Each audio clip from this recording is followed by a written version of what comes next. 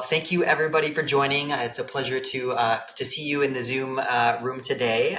In just a moment, there's going to be a pop-up asking where you're from and how you're doing today. So we'd love to see that, love to engage, albeit virtually. And I'm just pleased to be joined by one of my friends and co-founders, a fellow co-founder of a different organization, that is Rebecca Kirstein Resch from Inkly. Rebecca, welcome. Thank you so much, Tyler. I'm so happy to be here.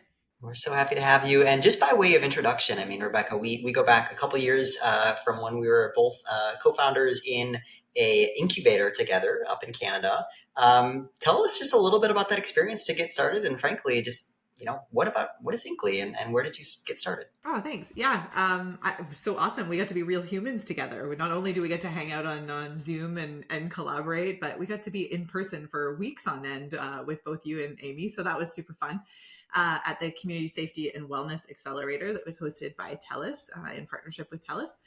And yeah, that experience was really awesome, wasn't it? And really the best part of it, I thought, was getting to meet folks like you, fellow founders, and on very similar missions, and getting to ultimately collaborate with some of those folks was honestly the best part for me. So I'm super glad to have met you folks there.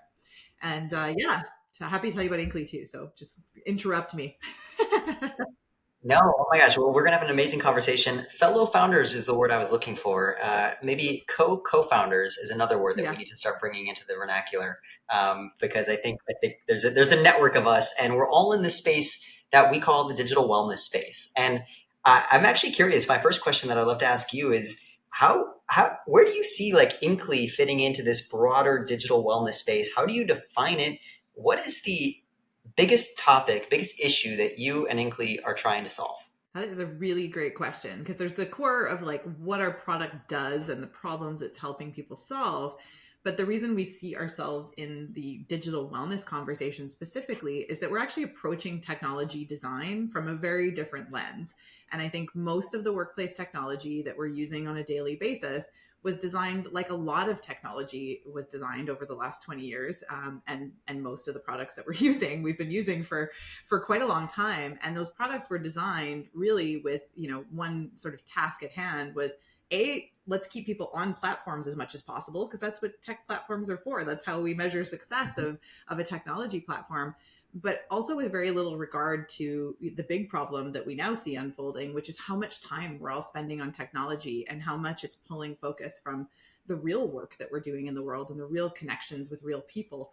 And how do we now manage that? So our technology is not only helping solve workplace problems like finding knowledge and connecting to people at work, but it's also really designed from the perspective of how do we help people achieve things like productivity, but without the expense of human flourishing. And so our design is very focused on how we do that, how we achieve both organizational outcomes, but through human flourishing.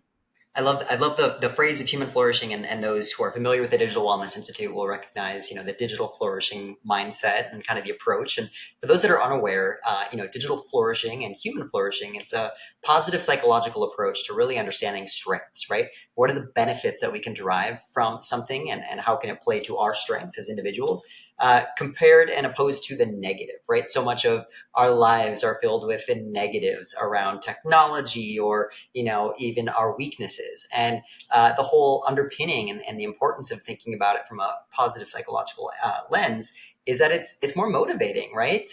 So can you talk to me a little bit about like human flourishing, Inkly? Like how does Inkly and the work that you're doing help promote human flourishing? Great question. So, in many ways, and I won't bore you talking about our specific product the whole time we're here, but the product is really designed to ultimately help people make the connections that they need to make in their workday. And so we call it the place to ask questions at work because the number one way that we actually connect with other people at work is through the questions that come up. So either we're seeking help on a project, we're seeking a perspective on a problem, or we're just seeking knowledge and information and resources from the people around us. And currently, that's a pretty inequitable access for people at work. And so when you think about new employees, junior employees, employees working in remote environments, if you're not sitting next to people and we're not in workplaces together, how are people having those collisions? How are they finding access to different ideas and different perspectives? And that's really where our technology is focused, is in making those connections so that people can not only get their jobs done better, but through that human connectivity. Hmm. The human connectivity is so important, and I think a lot of the problems of the way that tech is currently designed is that it doesn't allow for that, or it doesn't necessarily put the human at the center of the experience. And you had mentioned it right at the start of this conversation that tech is brilliantly designed to increase user engagement, make the platform kind of as sticky as possible. I'm writing a book right now. It's called Tactical Disconnection. And one of the things that I talk about is this fallacy of technology liberation. And it's kind of a mouthful, but I think it's interesting to think about the way that any sort of tool or platform is marketed to either us as individuals or our companies, in that it promises to liberate us from one of our woes, something that is deemed to be whether inefficient or unproductive. And yet the fallacy kind of therein is that it pulls us into its way of doing things, and often in that there's inefficiencies and the like. So talk to me a little bit about like Slack and Teams and the way that we are currently communicating in this workplace environment. What is the fallacy of those, the promise and the potential, and then the reality of those softwares? What would you say? Yeah, yeah. Oh, I have so much to say. Do you have 3 days? I'll keep it brief, but ultimately, technology acts as a powerful catalyst, right? It revolutionizes how we work, communicate, live. We're increasing efficiency, the promise of innovation, bridging geographical divides, and ultimately opening up new avenues for creativity and growth. But the challenge is that with that promise, it often brings unintended consequences. And so not only can it make our life easier in some ways, it also makes our life more complex in other ways. And it is both connecting us in this true sense, like we are connected right now, but also disconnecting us from each other. I'm not connected to the people in my workplace or home, while I'm here connected to technology in a variety of different ways. And so tools like Slack and Teams and a lot of these collaborative platforms that ultimately were designed with a good intention in mind, are always on. And not only can they, make our lives easier in theory, by creating this kind of always on connectivity, it creates information overload and it blurs our work life boundaries and it creates dependencies, and ultimately creates what we lovingly refer to as techno stress, which is a real job related stress, and it's linked to information and communication technologies. And so it's really, really pervasive in our organizations. And a lot of these teams using these tools are sending like 1,000 messages a day and getting, I think the average is 237 notifications, and spending over 11 hours a day on these technologies. And that's a real problem. That's taking away from the real value in the work that we do. And that's the paradox. I love that. And it's so well said. It brings up a notion. I think I refer to it as connection conflation, meaning that we conflate connectivity for productivity, right? And our communication platforms really enable that. If you think about really starting with email, certainly, how fast or slow somebody responded to your email was indicative in many ways of kind of their utility as a worker, their productivity, how efficient they are, how trusted they can be in a workplace setting. And I think that was only magnified then with Slack and Teams. And we now live in this kind of always on state where, if I'm not accessible via Slack or Teams, or if I don't respond to you at the end of, an hour, you might be wondering like, oh, Yeah. He's where's slacking off. Tyler? Is he working? And I wondered if you could talk to me. Yeah, right. Hey, literally slacking off. I wonder if you could tell me a little bit about how you think of productivity, right? Like if you were to tell me something that is different, that's not the way to be productive. What would you say? What is productivity? How can we be more productive? Yeah, I love that question because I think ultimately I think we're measuring the wrong things, right? And I think we've been, in our old industrial era where we, first started to measure productivity and factory product, how much can one employee produce in an hour in terms of this product or whatever it may be, is really outdated. And knowledge workers are, ultimately creating value through independent thought, through collaboration, through innovative activities with other people. Like nothing that we're creating and none of the things that we need to create as human beings today, and especially with all the big problems we're trying to solve, is going to happen in silo, right? Everything is this conversation is a collaboration. We're sharing knowledge, we're sharing tools, we're sharing resources with each other. And that to me is the measure of productivity, is what value are you creating? I don't care how long it takes you. I don't care, if you came in for 2 hours today and did like really deep work and produced, an article, or you just merely collaborated on a project where I can't even really see the value of what you're creating. But overall, as an employee, I can see how much you're contributing to advancing the objectives that we have agreed upon together as a group. So I think, first of all, there's a lot of lack of understanding of what is the shared purpose of this group, whether we're an organization or a company or a not-for-profit. What are we all working towards? How are we all uniquely contributing to that? And what does each person bring in terms of moving that forward? And it's really hard to measure. You came in today and you weren't on Slack for an hour because you were, in deep work. And what is, and you went out for a walk. You needed some time to think about solving a problem, but that's not a billable hour, and we can't keep track of that. The way we're thinking about human value creation is just so deeply broken for the world we live in. Mm. And you and I are just so aligned on that. Like everything that we do at the Digital Wellness Institute is really about implementing a new way of thinking to organizations, right? It's this notion of what we call digital balance, and it's comprised of, digital balance, it's comprised of boundaries, and it's comprised of belonging. And so I want to get to belonging because it actually relates to what you're talking about, because we're talking about connection truly in the form of like our tech-related connectivity. But oftentimes that is also a double-edged sword. And it leads to us feeling sometimes disconnected from others, from our peers, and the quality of our relationships are changed as a result. So, could you share with me a little bit about this kind of connection crisis that I know you refer to in your white paper? You deem it as such. How do you define it? What is a connection crisis? What are we dealing with? Yeah, I think well, there's both this connectivity crisis that we're facing, and I think it's multifaceted. So I think there's like several sort of ongoing trends that are happening at work. One is driven by the hybrid and remote work models, that transition that we all kind of went through to this remote and hybrid work, which I personally was doing long before the pandemic occurred, and now that's here to stay. We're still struggling to figure out what are the right strategies to maintain connections without these shared physical spaces. And it's not a one size fits all solution. So I think that's challenging for people. There's these cultural and generational shifts happening at the same time. We actually have 5 different generations as of 2023 in the workforce. So and beliefs and communication and relationship, workplace relationship preferences across all of these different generations of the workforce is another driving factor in connectivity.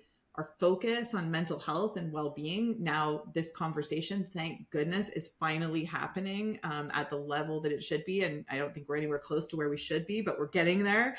And increasing the emphasis on the connections that support mental health and well-being in the workplace. So I talk a lot about this in the paper as well, about high quality connections and weak ties, and what the value and the differences are of those two kinds of connections in the workplace. And then, of course, like you talk about at Digital Wellness Institute, the advances in communication technology and the speed at which we are thrown into this world over and over and over again, and the digital fatigue and techno stress that we're dealing with, video conferencing and messaging apps and collaboration platforms, and learning how to use all of these tools. And this constant connectivity is draining our energy. And so we're still trying to figure out the right strategies to manage this. and promote these healthy work-life boundaries. And ultimately, we have additional challenges related to maintaining equitable connections in this environment as well, and quality connections. So I think workplaces are really recognizing that the significance of these informal connections and these more serendipitous, collisions that we have when we aren't in physical spaces that do foster innovation and also a sense of belonging and job satisfaction. So I think we're really starting to seek more creative approaches to sort of recreate these encounters in a digitally dominated work world. Yeah, and you hit on one of the topics I want to dive deeper into, which is the definition and the difference between high quality connections and low quality connections. How do you differentiate the two, and how do you promote the former over the latter? Yeah. So high quality connections, or HQCs, as they're often referred to, are really those like interpersonal interactions that do foster a sense of belonging and create that supportive, inclusive work environment that we're all seeking. And they have a couple of different sort of features to them, in that there's positive and respectful communication where people can be open and honest and people feel heard and valued. Trust and reliability. So being able to trust your coworkers. There was a report from BetterUp recently that came out, I think back in 2023, but I can't remember. I think it was around 66% of people didn't trust their coworkers. I was like, wow, that's a nutty stat. Mutual support. So being able to support each other's personal growth and well-being. Yeah. Psychological safety, which we talk a lot about. That one is getting some airtime, and is an important one. Being safe to express your ideas and even draw boundaries, those kinds of things, and authenticity, being genuine and authentic in those interactions. So that's kind of some of the sort of tenets of like a high quality connection. And while those are really important, I wouldn't necessarily say low quality connections are really just the reverse of this, right? They're superficial or non-existent connections with low trust, low support, low psychological safety in organizations where people just don't feel safe and they don't feel like they can be authentically themselves. And so that's not to be confused though with weak ties, which we talk about often as well. Weak ties are a whole different thing, but also equally powerful types of connection. Talk to me about what weak ties for audience members who might not be familiar. What are weak ties? Weak ties have been, they were coined by, this term was coined by Mark Granovetter like 50 years ago now. When I went doing the research for the paper, I could not believe that was 50 years ago, and certainly before I was on this earth.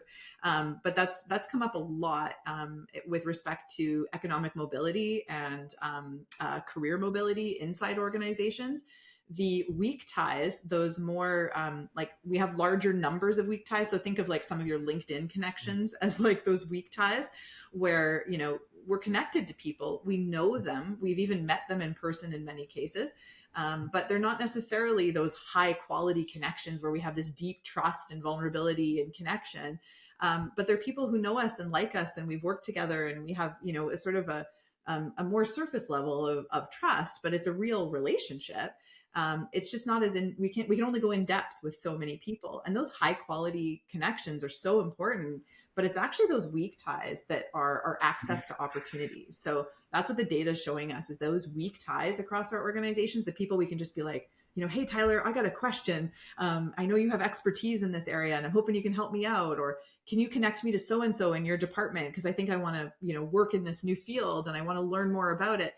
Those kinds of connections come from our weak ties far more often. And that is where that opportunity, economic and career mobility often comes from, is those weak ties. What would you say, Rebecca, are the why should a business care? Right? What are the ramifications from a financial perspective of a lack of high quality connections across an organization? Yeah. Well, I think ultimately this question of what makes people stay, if you're a CEO of a company, you should really be concerned about attracting, engaging, and retaining the best people in your organization. In fact, I would argue that if you're not concerned about that at the highest level, none of the rest of it matters. The people who power your company are the people who ultimately make sales, sell your product, contribute to the bottom line. And it is so critical to people's connection to an organization that they have these kinds of relationship, both those high quality connections and those weak ties, that they feel like they belong there. And those people are way more likely to stay. They're way more likely to promote their organization to other people. They're way more likely to work hard to do well for the organization because they deeply care. And they're also much more likely to help other people move within the organization. I recently heard a story from one of my advisors about a large or international organization that was forced to let some people go. And there was people 25 years in the organization, and they just didn't have the relationships and the network that when their position was eliminated, they're given a certain amount of time to find new positions in the organization, and many of them don't. And then you've got this 25-year committed veteran in your organization walking out the door with all of that knowledge, all of that trust, all of that connection inside the organization, and they just can't find another, even though there's loads of positions open. So I think this is a huge area of focus for the companies that are going to be here in another 20 years are the companies that are paying attention to the experience their people are having at that deep level of belonging and connection. I love that, and it's so well stated. Do you see any difference between work modalities in terms of like HQCs, high quality connections?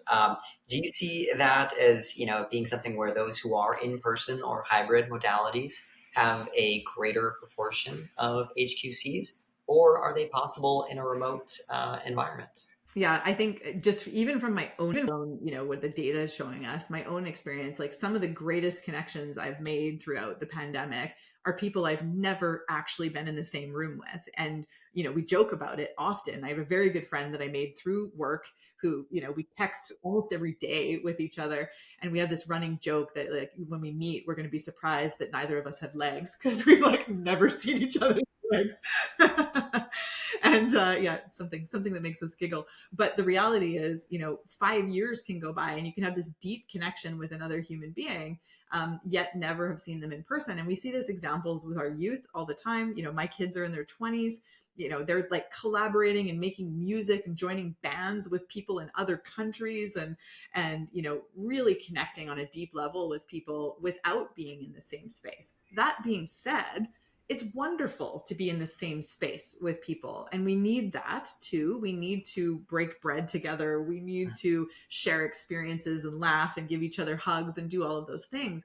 But we don't need to do it with anywhere near the frequency we have in the past, and forcing people to be in a environment physically with each other when there's really no need for it results in like all these ridiculous games people are playing. I forget the term they gave it, where like people drive into work like an hour and a half to like have a coffee and then drive an hour and a half home, just to like say they were in the office because they had to be in the office for the day. That's ridiculous, right? And we're creating these kinds of policies that force people into those kinds of interactions when they're really not necessary. So Yeah. I think we have a lot of work to do with how we facilitate that. And I absolutely believe that people do not need to be in person more than a couple of times a year. And if you can do it more often than that, awesome. But people really can build high quality connections digitally. We've talked about productivity, we've talked about connectivity.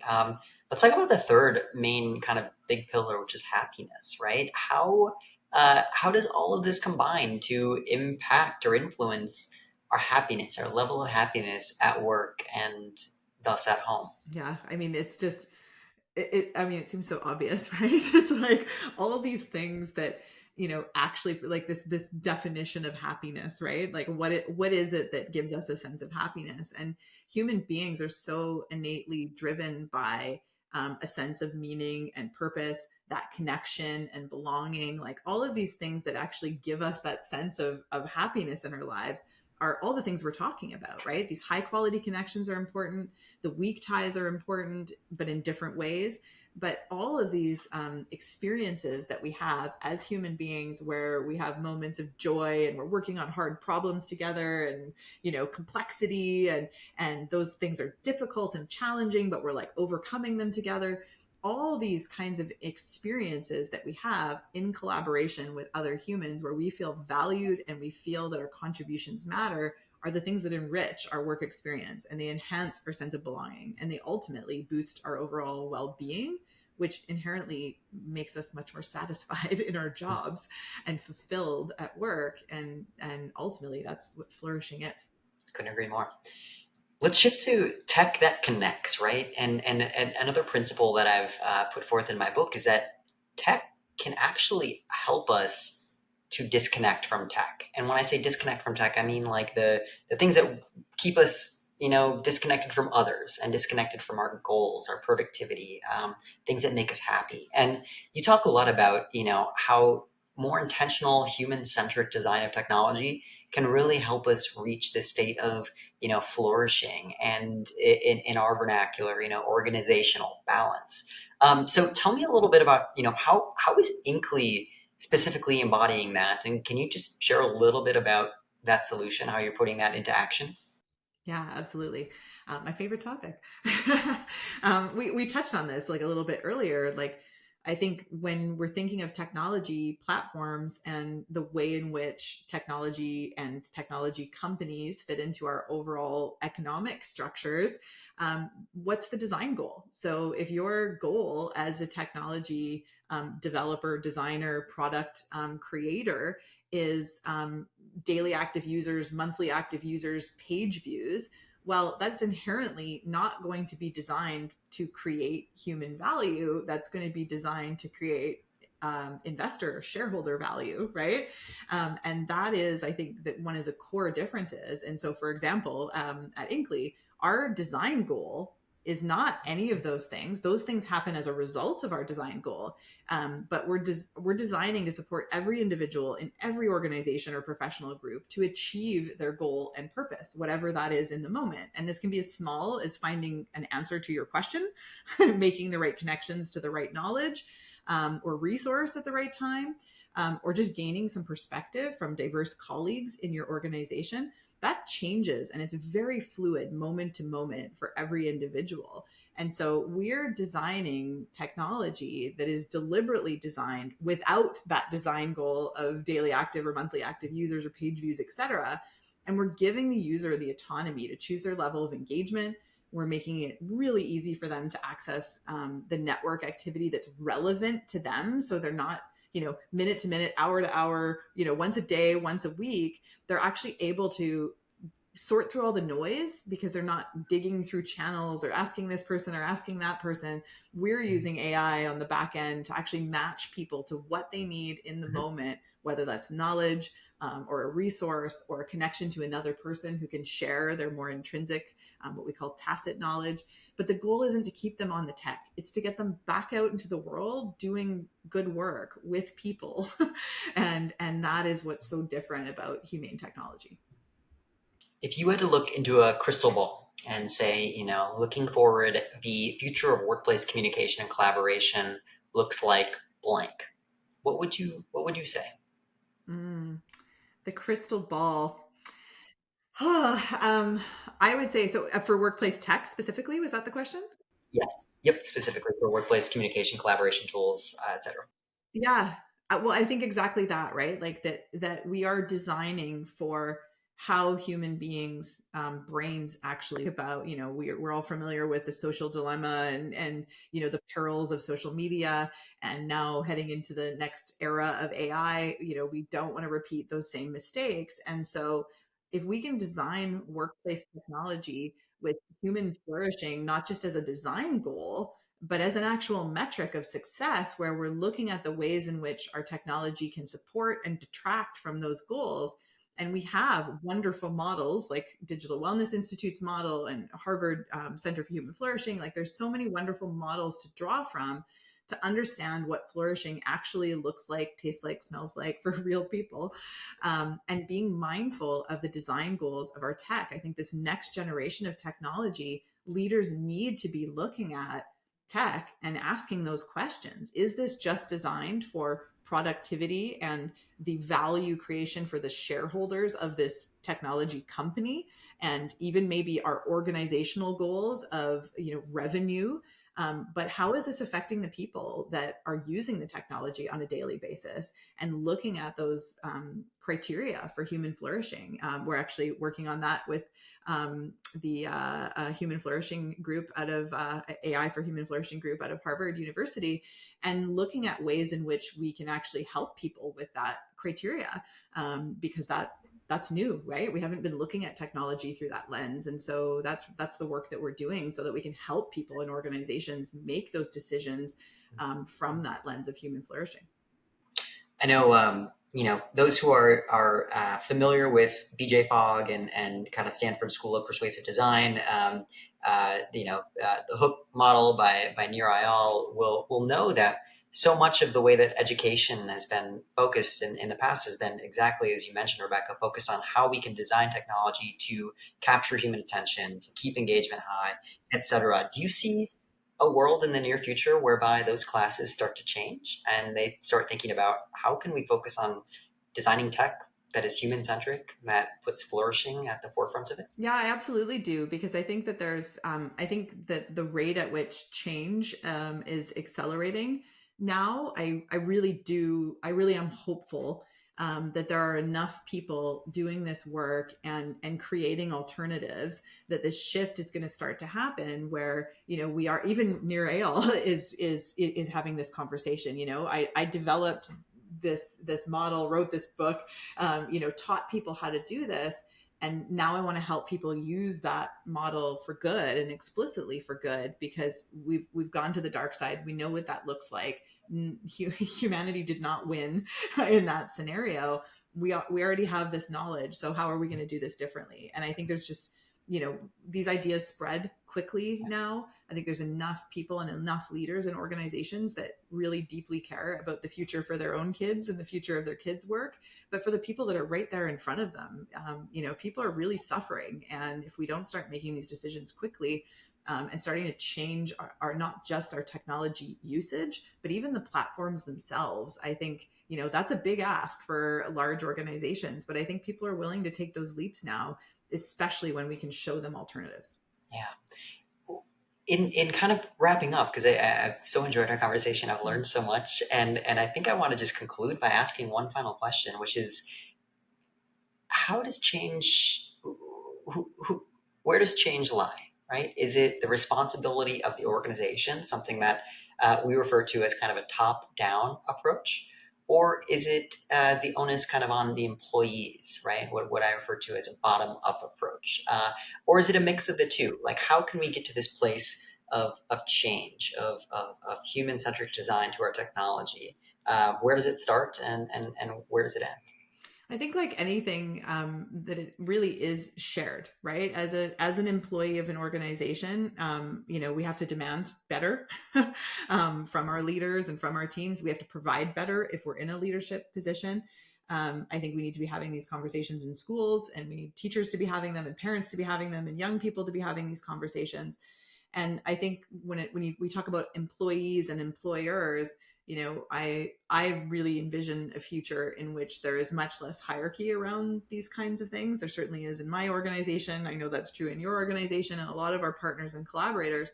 And there's some incredible models out there, that we can use to help us do this work in collaboration, because the change happens, and visionary perspective, change happens in groups, right? We are naturally pitted against each other as individuals.